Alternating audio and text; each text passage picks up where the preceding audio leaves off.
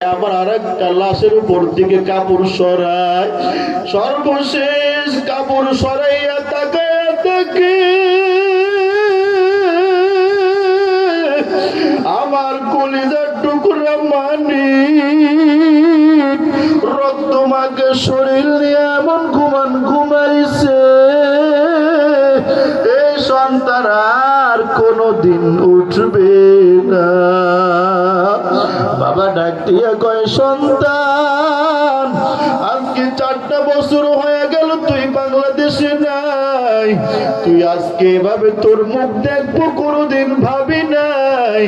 গতকালকেও তুই ফোন দিয়ে আমার সাথে কথা বললি, তোর মার সাথে কথা বললি, তোর মা কত খুশি।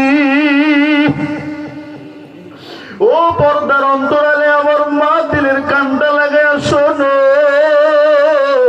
2 ফোঁটা চোখের পানি ফালাইয়া দাও।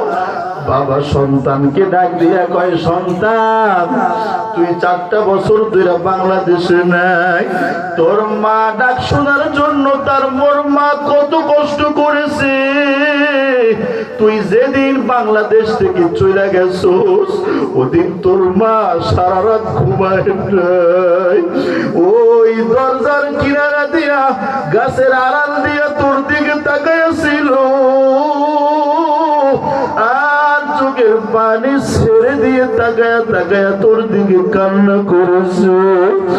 আজও মাঝে মাঝে আমি ঘুমের থেকে উঠে দেখি গভীর রাতে তোর মা উঠানের ভিতরে হাঁটে আর ঘুরে। আমি বলি তুমি কেন ঘুমাও না?